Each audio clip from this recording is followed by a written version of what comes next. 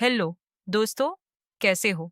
जैसा कि आप लोग मुझे जानते हैं, मैं हूं आपकी जान और स्वागत है आपका हमारे चैनल में शिला की जवानी में। इस कहानी में मेरा नाम जान है और मैं अभी बीएड कर रही हूँ।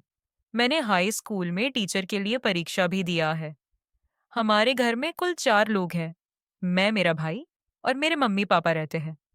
मेरी उम्र अभी 26 साल है। मैं अपने शरीर को भी मेंटेन करके रखती हूँ और रोज सुबह ही योगा भी करती हूँ, जिससे कि मैं फिट रह सकूं। और मेरे भाई की उम्र 23 साल है। वो मुझसे छोटा है। हम दोनों एक दोस्त की तरह रहते हैं, जिस वजह से हम दोनों आपस में एक दूसरे की बात शेयर भी करते हैं। एक दिन मैं अपने भाई से कुछ खास बातें कर रही थी। मैंने उससे पूछा, भाई तुम्हें कोई पसंद है कि नहीं? मेरा भाई मुझे पहले तो ऊपर नीचे देखने लगा, फिर बोला। दीदी अभी तक ऐसी कोई नहीं मिली। अगर आप जैसी मिले तब तो मैं कुछ करूंगा। इतने में ही वहां पर मम्मी आ गई और मेरे भाई को किसी काम से बाहर मार्केट लेकर चली गई। मेरे भाई के मुंह से आप जैसी बात सुनकर मेरे तो होश ही उड़ गए। मैं बस उसके ही बारे में सोचती ही रही। यही सब सोचते सोचते कब मेरी आंखों में नींद आ गई और मैं सो गई, मुझे पता भी नहीं चला। फिर जब मैं उठी तो मैंने देखा घर में कोई भी नहीं था। शायद मम्मी और भाई अभी तक नहीं आए थे। फिर मैं बाथरूम में जाकर नहाने लगी। तभी माँ और जय भाई मार्केट से आ गए, तो मैं जीन्स और टी शर्ट पहनकर उसके पास जाकर बैठ गई और बातें करने लगी। फिर वह दोबारा मुझे घूरने लगा और अपना बैग लेकर चुपचाप चला गया और मैं भी अपने कॉलेज चली गई। मैं अपने कॉलेज में जाकर अपने भाई के बारे में ही सोच रही थी, क्योंकि आज तक किसी ने मेरे को ऐसा नहीं कहा था। फिर तभी मेरी एक फ्रेंड मेरे पास आई और बोली, अरे जान, तुम क्या सोच रही हो? इस पर मैंने कुछ भी नहीं बोली। सीमा, मैं तो कुछ भी नहीं सोच रही हूँ। फिर मैंने उससे पूछा कि सीमा यार, कोई उपाय बताओ कि कैसे पैसा कमाया जाए, क्योंकि अब तो हमारा कॉलेज भी खत्म होने वाला है। सीमा मुझे गुस्से से देखी और बोली, अरे चल यार, हमारे लिए पैसे कमाना आम बात है। फिर हम दोनों अपने अपने घर की तरफ जाने लगे। क्योंकि हमारा क्लास नहीं चल रहा था, मेरी सहेली अपने घर की तरफ जाने लगी। इधर मैं भी जा रही थी।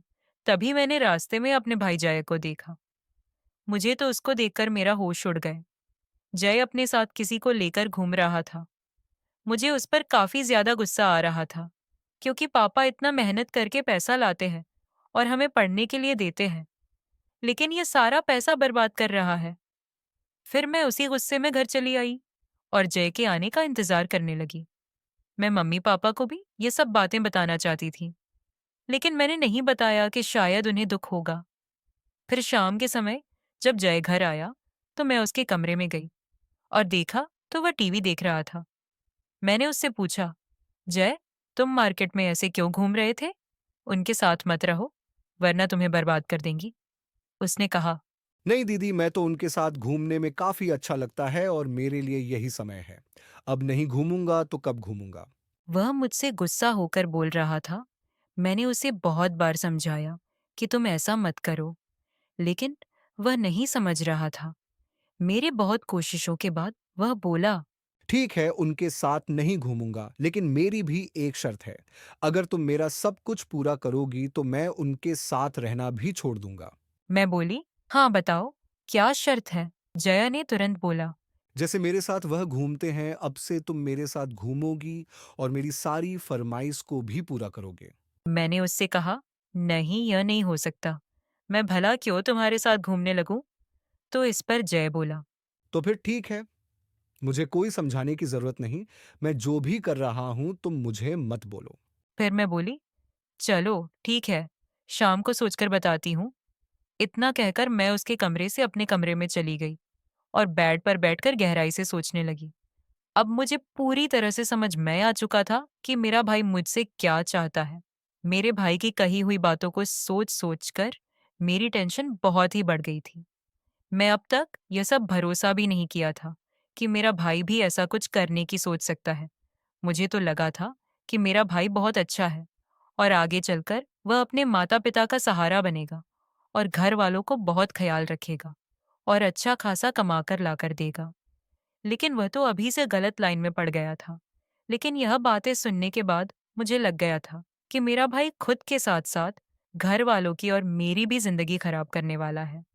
यह सारी बातें सोच-सोच कर मेरे दिल की धड़कन इतनी बढ़ चुकी थी कि अगर कोई सामने होता तो उसे आसानी से सुनाई देती। फिर मुझे कुछ दिन पहले की भी बात याद आ गई कि वह मुझे किस नज़र से देख रहा था। मैं उसको पूरी तरह से समझ गई थी कि वह क्या करना चाहता है। मेरे पास तो बहुत बड़ी प्रॉब्लम थी कि अब मैं क्या करूं? अगर मैं राजी नहीं हुई तो वह उनके चक्कर में बर्बाद हो जाएगा और उसकी पढ़ाई भी खराब हो जाएगी। मैं उसे हस्बैंड वाइफ के जैसे रहने के लिए भी मैं नहीं बोल सकती, क्योंकि वह मेरा भाई है। फिर मेरे दिमाग में अचानक ख्याल आया कि ठीक शायद यह बात घर में ही रहेगी। इससे हमारे घर वालों की जिंदगी भी खराब होने से बची रहेगी और मेरा भाई भी सुधर जाएगा। यही सब सोचते सोचते मैं कब सो गई मुझे पता भी नहीं चला। जब मैं सुबह उठी तो जय के रूम में चली गई। पहले तो मैंने उसे बहुत समझाया, लेकिन मैं मेरी एक भी बात सुनने को तैयार नहीं था। फिर मैंने उससे कहा, ठीक है जय, मुझे तुम्हारी शर्तें मंजूर है, लेकिन चलो पहले हम खरीदी करेंगे। फिर मैंने उससे कहा कि यह बात बाहर किसी को पता नहीं लगना चाहिए और तुम किसी के साथ भी आज के बाद मत दिखाई देना। वह बोला। ठीक है, आज के बाद आप जैसा कहोगी मैं वैसा ही करूंगा। मेरे भाई से बातें सुनने के बाद मैं उसके पास गई। यह देखकर मेरा भाई मेरे इधर उधर घूमता रहा और मैं उसे अच्छे से समझा कर आई। फिर मैं घर आकर मैं मम्मी के पास चली गई और नाश्ता बनाने लगी, क्योंकि आज रविवार था तो हमें कहीं नहीं जाना था। फिर मैं पापा और जय नाश्ता बनाने लगी और उसके बाद मैं और जय खरीदी करने चले गए। मार्केट जाकर जय ने मुझे कपड़ों के साथ बरा भी दिलवाया और अपने लिए भी कपड़े ले लिए। साथ ही मैंने अपनी मम्मी के लिए भी एक साड़ी भी खरीद ली। फिर खरीदी करके हम एक होटल में गए और वहां से खाना खाकर घर चले आए। फिर शाम होते ही मेरा भाई जय मुझसे कहने लगा। चलो अब अपनी शर्त पूरा करो। तो फिर मैं भी शर्त के मुताबिक अपना काम करने लगी और उस दिन के बाद से मैं जय के साथ एकदम हस्बैंड वाइफ की तरह रहने लगी। मैं उसका एकदम हस्बैंड की तरह ध्यान रखती थी और वह भी मेरा एकदम वाइफ की तरह ध्यान रखता था। लेकिन एक रात जब मैं उसके कमरे शर्त के मुताबिक उसकी वाइफ की तरह उसके कमरे उसके बेड पर उसके बाजू में सोई, तब आधी रात नींद में वो मेरे ऊपर हाथ घुमाने लगा। ये कार्य करीब आधा घंटा चलता रहा। मुझे भी मजा आने लगा और फिर हम दोनों ने अपनी सारी मर्यादा तोड़ दी। मैं सुबह के 5 बजे उठकर नहा कर अपने काम में लग गई और बाद में हमारी जिंदगी में जो होना था वह हो गया। मेरा भाई भी काफी खुश था और साथ साथ मुझे भी काफी खुशी मिली। अब मेरा भाई बहुत ज्यादा सुधर गया था। वह किसी के साथ घूमता भी नहीं है, सिर्फ पढ़ाई करता है और घर आकर मेरे साथ एकदम पति पत्नी की तरह रहता है। इस तरह से हम लोग खुशी खुशी रहने लगे। मुझे भी मजबूरी में मेरे भाई को इस तरीके से समझाना पड़ रहा था, लेकिन इसमें मेरा कोई भी नुकसान भी नहीं था, क्योंकि अगर मैं उसका ध्यान नहीं रखूंगी तो फिर कौन रखेगा। लगभग 6 महीने बाद मेरा हाई स्कूल टीचर का जॉइनिंग लेटर आ गया और मैं वहां चली गई। अब हमारा परिवार भी अच्छे से चलने लगा था। हमारे घर में सभी लोग बहुत खुश थे और मेरा भाई भी अपनी जिंदगी में कुछ अच्छा करने की राह पर चल रहा है। अगर मैंने उसे उस दिन मेरे भाई को नहीं समझाया होता तो वह आज गलत आदतों का शिकार हो गया होता और खुद के साथ साथ परिवार वालों की भी जिंदगी खराब कर देता। इस तरह से मैं और मेरा भाई एकदम पति पत्नी की तरह रहकर हमारे घर को बचा लिया और आगे तो आप समझ सकते हैं। तो दोस्तों, वीडियो अच्छी लगी हो तो चैनल को सब्सक्राइब जरूर कर दें